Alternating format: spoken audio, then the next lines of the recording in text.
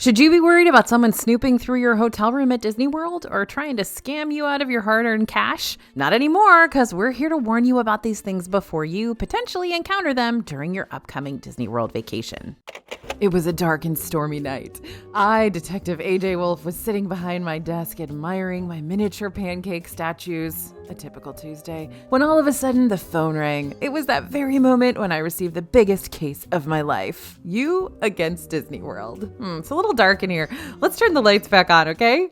That's better.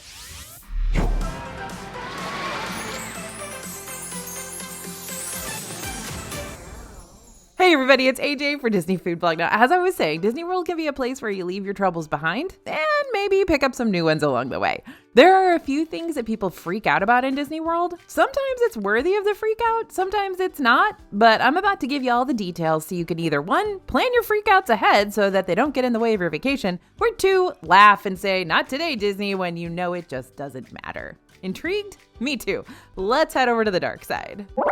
Disney's watching you at all times. Now, there aren't many places you can go inside the Disney parks where Disney won't be able to find you. It all starts with the security cameras. Some security cameras are easier to spot, some are more difficult, and some are completely disguised around the different lands and gift shops and queues.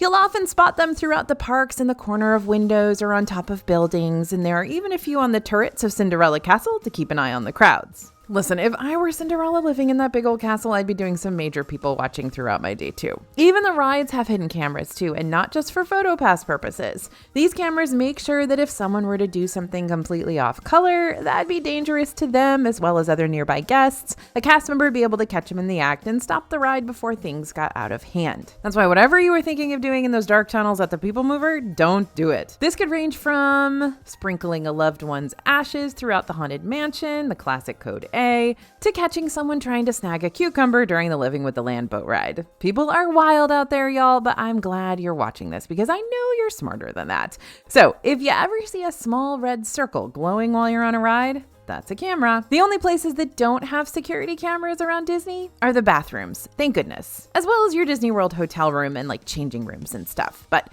we're going to touch on Disney's hotel security later on. Now, cameras can only catch so much, which is why Disney's got a top-notch security team to help them keep an eye on things too. Some of Disney's security members are not hard to miss. Blue shirts, black hats, navy pants, utility belts with the walkies. Everything about their getup screams on patrol. But not every security cast member is dressed in that state the obvious ensemble. Some are way more subtle. In fact, some may practice the art of camouflage even better than Divine does over in Animal Kingdom, blending in perfectly amongst fellow tourists. Disney has undercover security cast members who walk in the parks in regular old street clothes to better blend in with the crowd. That means some of these fellow guests exploring the parks alongside you could very well be undercover security. And that means if any funny business is happening in the parks, like shoplifting and whatnot, they'll be able to put a stop to it quicker than other security cast members who are easier to spot, but not always in the thick of the crowds. And get this, if you purchase a Magic Band or Magic Band Plus to help hold all your tickets and reservations, the Disney website states that these high-tech wrist accessories will be able to determine where you are at any given point in time. I know, sounds like an episode of Black Mirror, right? But I promise it's not as creepy as it seems. These brands aren't tracking you at all times with some built-in GPS nonsense that you'll want to burn before you get home. Instead, Magic Bands use 2 types of RFID chips, much like the chips you'll see on your credit cards. These chips help you to interact with nearby park features as well as features that are 40 feet away. For example, if you wave your Magic Band Plus in front of one of the park's golden character statues, the chip in these bands will know exactly which statue you're standing in front of, allowing the corresponding response to play through your band. Although Magic Band Plus never works for me when I'm waving my arms around in front of these statues, so I feel like I just look like an idiot. I don't know. Let me know what your experience has been. And if you're on that ride and the PhotoPass picture is taken, Disney can use your Magic Band to help track you down and make sure you receive the right pictures. Disney can also use Bluetooth or enable location services on your phone to keep track of your whereabouts on their property. If this feature still makes your skin crawl a little bit, you can always opt to not have a Magic Band. But the important thing to remember with all this security going on is that Disney's not doing it to literally spy on you. They're doing it to protect you most of the time. They're also doing it to figure out where you are so that they can make more money. The only folks they're really interested in keeping a close eye on, though, are the bad seeds. So as long as you're following the rules, you probably have nothing to worry about, except for the whole money thing. They definitely want to know what you're doing so they can entice you to buy more stuff. Now, along the same lines, but definitely different and pretty new to the Disney World scene, are the room snoopers. Okay, there may not be hidden cameras embedded in the walls or security team members hiding out under the beds, but that doesn't mean Disney's not keeping an eye on you even when you're in your hotel room. Don't panic, I'm not talking about the new Hey Disney tech that's been added in each room.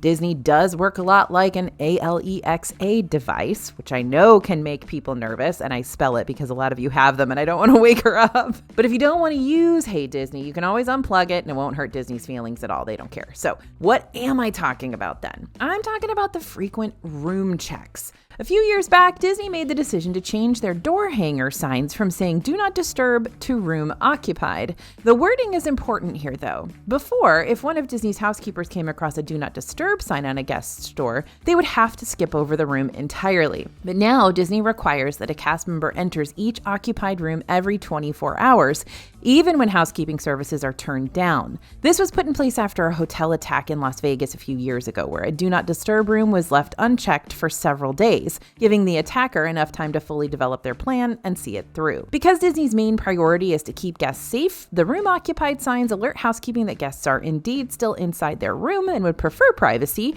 but it also gives cast members permission to enter the room regardless if they absolutely need to.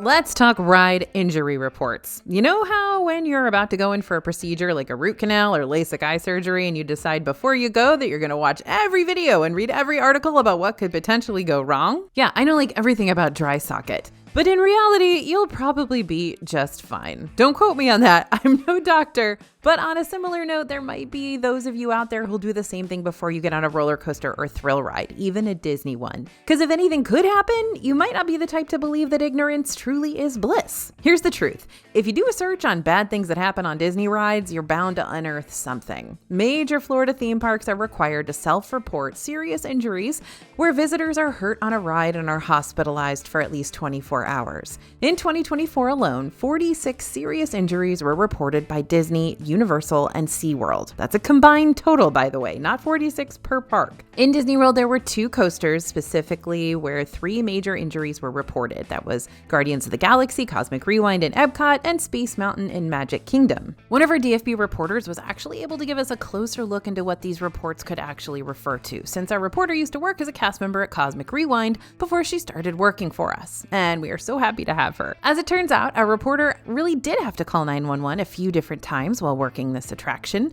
While the vast majority of folks she met absolutely loved this ride and were able to walk right off easy peasy, some people's bodies did not react as well to saving the galaxy. So yes, our reporter did deal with a fair amount of people getting nauseous both during and after the ride, but most people were able to recover quickly after getting some water and taking a seat. However, in very rare instances when a guest didn't spring back quite as quickly, she was asked to reach out for assistance from the paramedics. Just so we're clear, she didn't ever have to call 911 because anyone was decapitated or lost a limb or anything.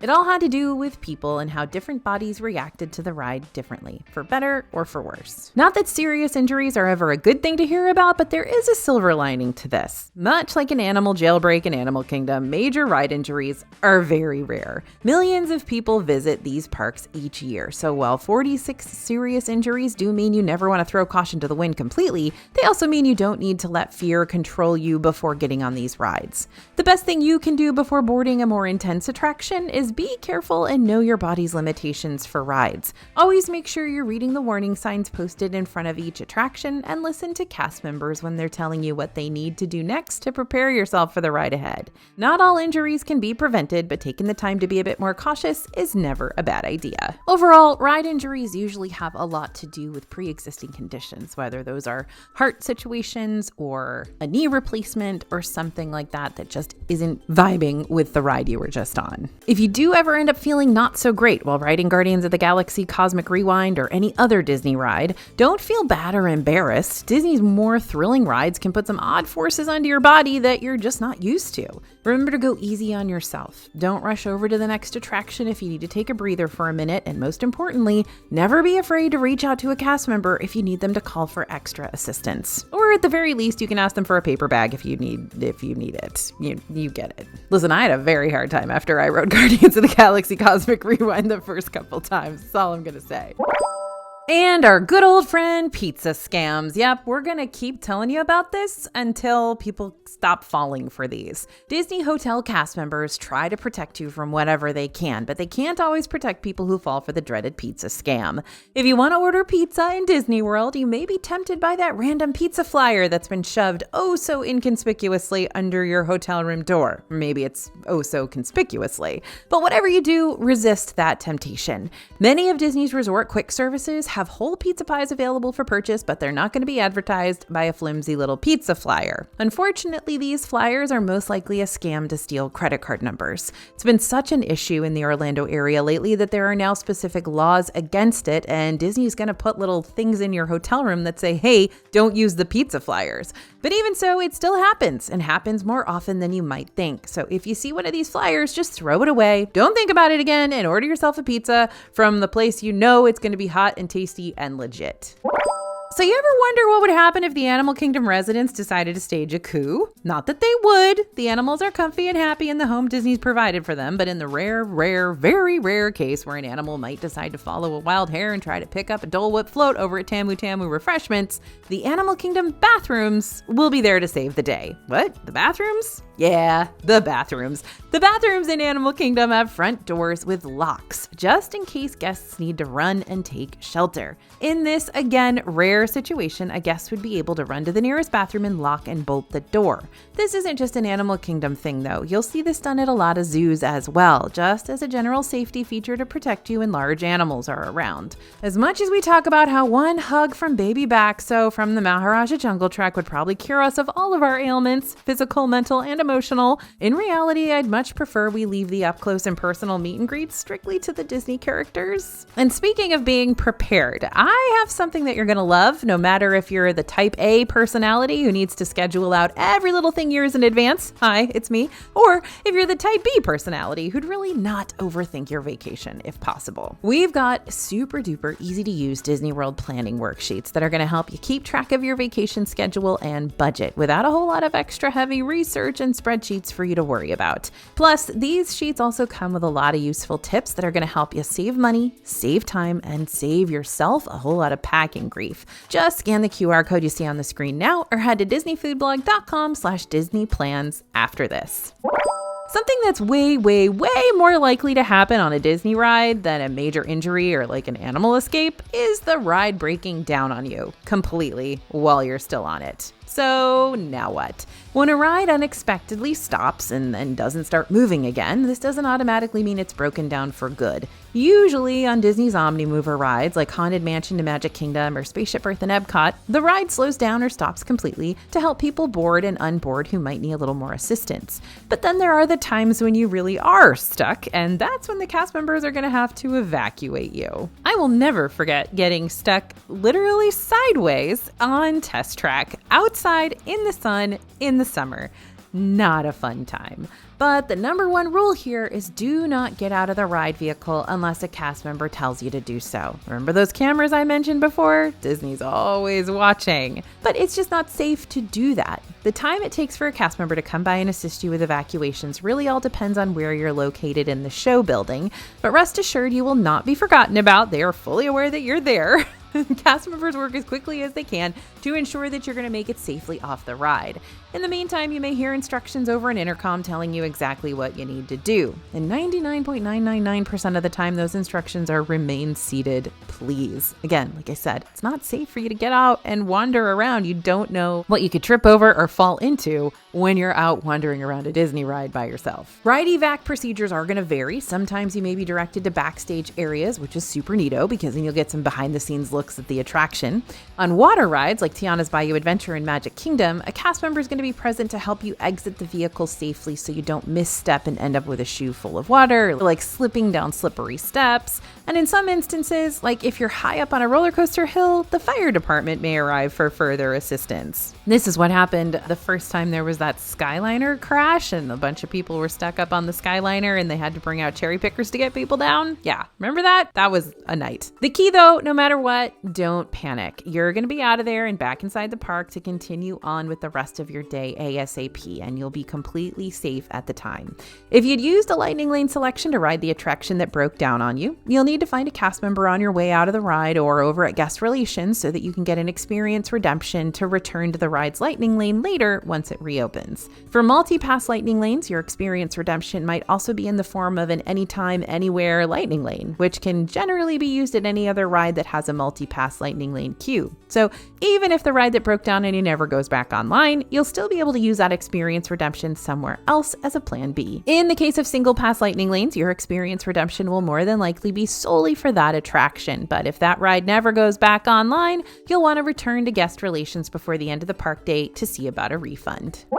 All right, we love bees, okay? They are good for the environment and they really don't mean us any harm. And when you just see one or two of them during your park day, not a huge deal. But when you see a whole swarm of them around a certain area, that's when things get worrisome. And yes, we are in the parks every single day and we see a lot of bee swarms. Bees, yellow jackets, wasps, those other stab-happy insects aren't usually a problem around the parks, but they can be a problem around Epcot, especially during Flower and Garden Festival when the park is just bursting with thousands of flowers and lots of pollen, and during other Disney festivals when they've got a bunch of like sweet and honey-esque food going on out there. The most common place that we see bees gather in Epcot is actually not the flowers themselves, but the Joffrey's coffee kiosks. Joffrey's usually has syrups and sauces readily available to help sweeten drinks, but the bees love this stuff. One of our DFB reporters ordered a Joffrey's coffee last year during one of the Epcot festivals, and I don't know, I'm just going to tell you, to her horror, found a bee just floating on top of it, and another one actually sucked a bee up through her straw.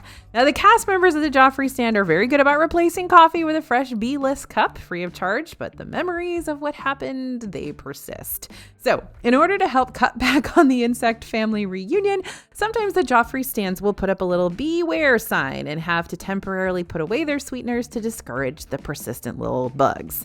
Remember, this is a big park, so it's fairly easy to step away from any areas where bees are abundant. And if one Joffrey's kiosk doesn't have their syrups out for now, that doesn't mean all of them will do the same. So you might have better luck at a different location in the park. But if the whole bee thing is a major concern for you, you can always grab your coffee fully sweetened over at Epcot's Indoor Connections Cafe instead, or plan to hit up Disney Springs later on in your trip to grab your Joffrey's coffee from their indoor flagship shop. Let's talk Disney World after dark. Listen, I don't even like going down my own hallway by myself when it's dark out, so you know these particular sections of Disney World give me the heebie-jeebies after the sun sets. Disney World at night becomes a completely different vibe than it is during the day, and while some of these nighttime sections are really, really cool, other sections just make you want to get the heck out of Dodge. After all, Disney World is, remember, it's as big as San Francisco. It's as big as 2 Manhattan Islands. There's lots of areas of Disney World that aren't a theme park, and they get dark, and it can be scary. So, a good example are those pathways from the parks to the hotels. They're very convenient, but sometimes the pathways, like the one from Magic Kingdom to the Grand Floridian or the one from Hollywood Studios to the Epcot Resort area, can be kind of creepy at night if you're trailblazing them all alone.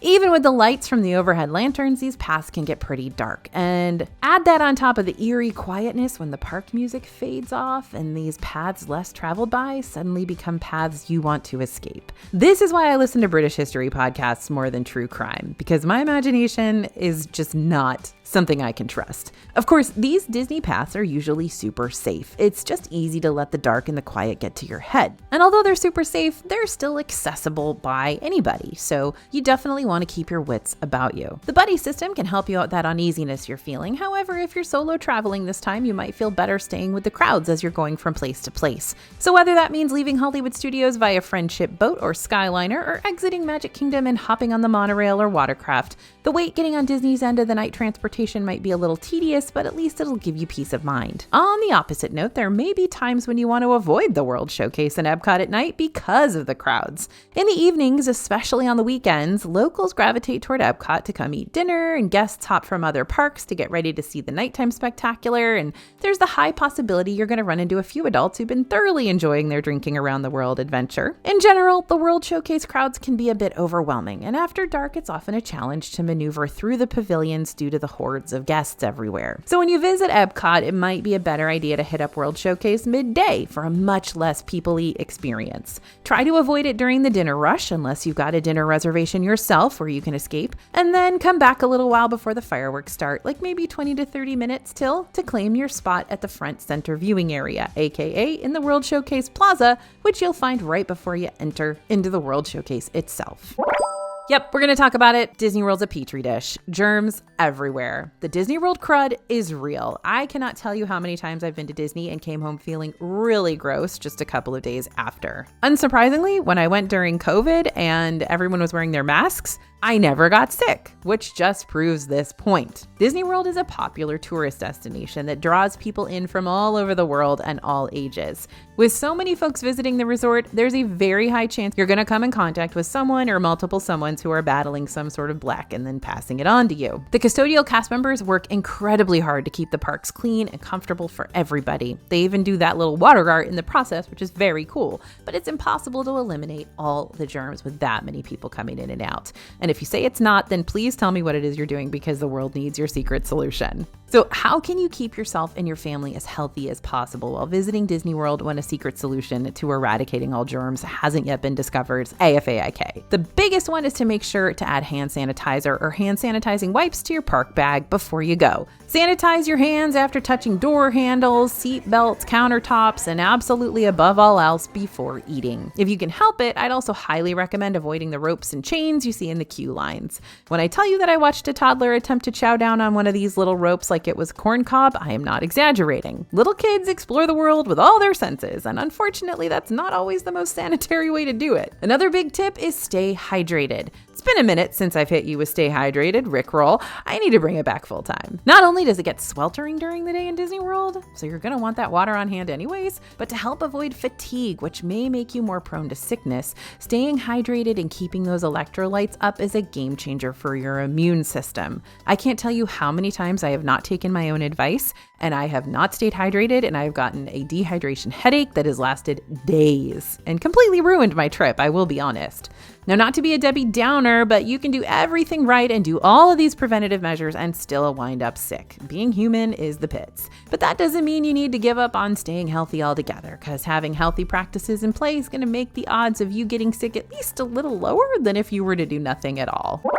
Hurricane season is super real, and it can make your Disney World trip come to a sudden standstill. Hurricane season happens, by the way, from June 1st to November 30th each year. I know, it's a very long time. And a crucial thing to remember when it comes to dealing with a major hurricane while you're in the Orlando area is that Orlando is in central Florida, which typically doesn't get impacted as much by hurricanes when compared to other areas in the state where massive damage can happen. But that being said, Orlando doesn't have a protective weather bubble around it or anything, keeping all hurricane storms at bay, despite what rumors might say. So high winds and major downpours and flooded streets and all around dangerous conditions could still keep you cooped up in your hotel room for an extra day or two. Regardless of when you might be planning on heading to Disney World, knowing there's an inclement weather possibility can help soften the blow if it does end up impacting your trip.